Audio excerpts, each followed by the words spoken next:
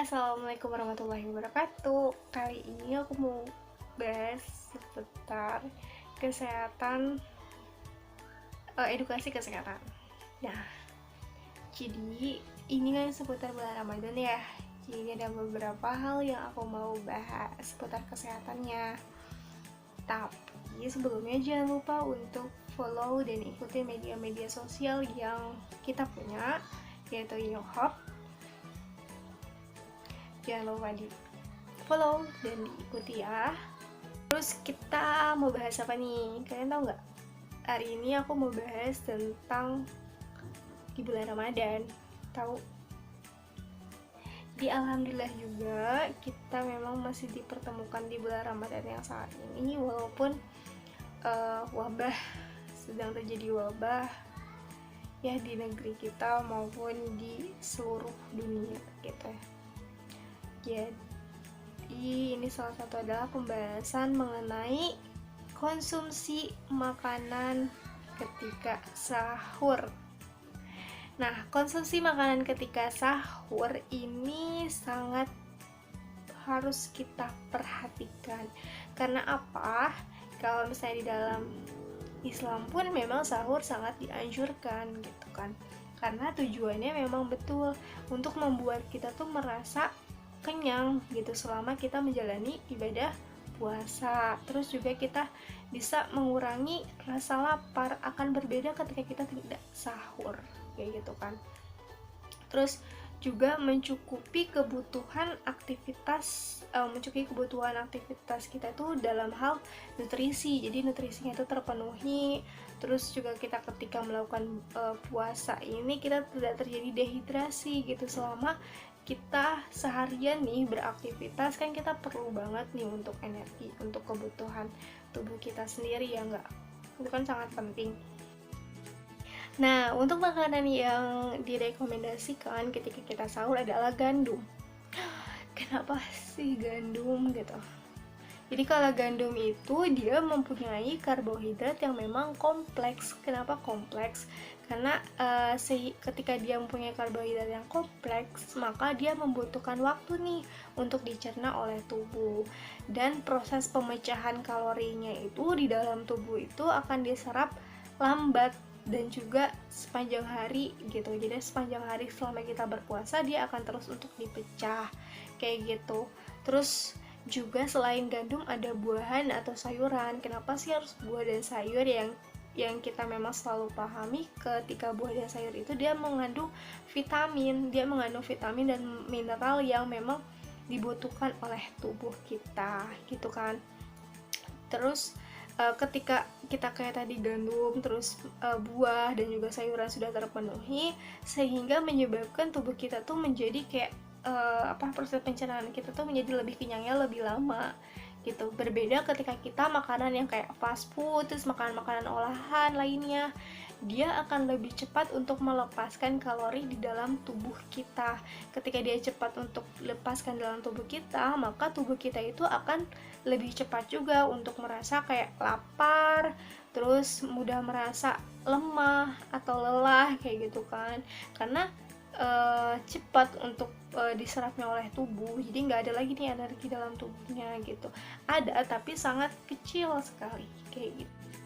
Next, lanjut kita bahas tentang, katanya udah bahas makanan nih, ternyata di makanan tersebut dia tuh mengandung kayak ada glukosa, karbohidrat, terus ada protein, ada lemak juga. Nah kita bahas satu-satu ya.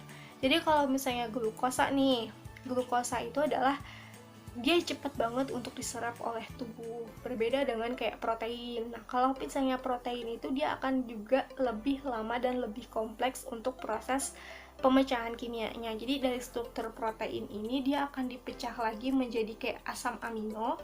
Nah asam amino ini akan lebih lama untuk dipecah dalam tubuh. Nah hal ini menjadikan protein juga sebagai sumber olahan. Jadi sumber olahan yang lama untuk dicerna oleh tubuh, misalnya kayak daging.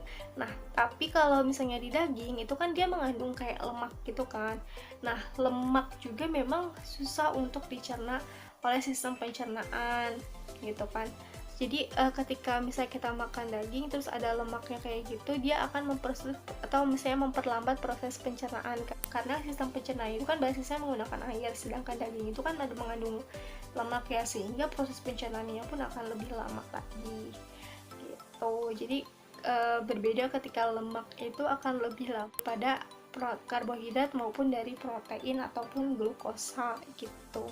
Nah, untuk lemak ini kan ada beberapa ya. Kalau lemak itu ada yang nabati, ada yang hewani. Kalau misalnya yang lebih baik itu dari hewani yang utuh, atau misalnya dari alpukat atau kacang-kacangan. Jadi bukan dari kayak gorengan ataupun makanan-makanan olahan lainnya yang mengandungnya minyak. Itu bakalan menyebabkan penyakit lainnya kayak misalnya obesitas, terus kayak penyakit jantung koroner, terus kayak kolesterol tinggi. Jadi kolesterol yang jahatnya, bukan kolesterol yang baiknya gitu.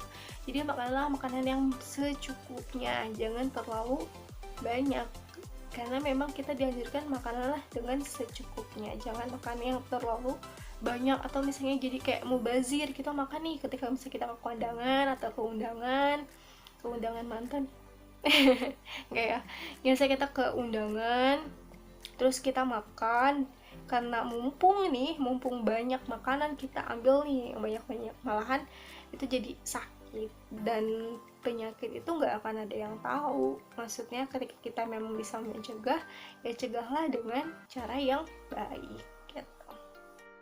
Lanjut, kita bahas makanan yang harus dihindari ketika kalian sahur. Yang pertama adalah makanan-makanan yang pedas. Kenapa makanan yang pedas? Karena ditakutkan ketika kita makan makanan yang pedas, sistem pencernaan kita itu kayak asam lambung itu akan meningkat gitu loh guys. Jadi nggak enak banget ketika mah kita tuh kambuh ketika puasa, dan itu nggak enak. Yang kedua adalah kita harus menghindari makanan-makanan yang mengandung asin gitu. Maksudnya nggak boleh makan yang terlalu banyak asinnya gitu, karena gini ya, ketika garam itu dia akan menarik si air gitu. Garam akan menarik si air keluar dari sel, sehingga sel dalam tubuhnya itu akan mengalami, sel tubuh ini akan mengalami dehidrasi. Ketika sel dalam tubuh itu mengalami dehidrasi, maka menyebabkan kita tuh kayak mudah untuk haus kayak gitu. Yang ketiga adalah minuman yang mengandung teh atau misalnya kafein. Kenapa nggak boleh? Padahal enak banget. Kayak sekarang tuh Dagoka, kita mau apa sih? Yang kopi bikinnya katanya susah banget kayak gitu. Next lanjut ya. Jadi kita nggak boleh makan teh, bukan yang nggak boleh sih, nggak dianjurkan untuk makanan kayak teh ataupun kafein, karena teh ataupun kopi. Jadi nggak dianjurkan dikarenakan dia mengandung kayak kafein. Nah, ketika banyak kafein, dia reaksi tubuh tuh kayak mempunyai reaksi diuretik efek gitu loh. Jadi efek diuretik, jadi kita tuh kayak mudah untuk sering banget pipis. Ketika kita mudah untuk banget pipis kan, maka ada terjadi peningkatan urin kan.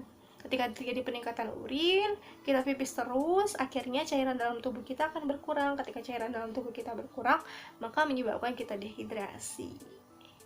Jadi, itulah beberapa hal makanan atau misal makanan yang diperbolehkan, dianjurkan, atau makanan-makanan yang tidak dianjurkan. Semoga bisa bermanfaat. Dan jangan lupa untuk kritikannya, jangan lupa untuk sarannya.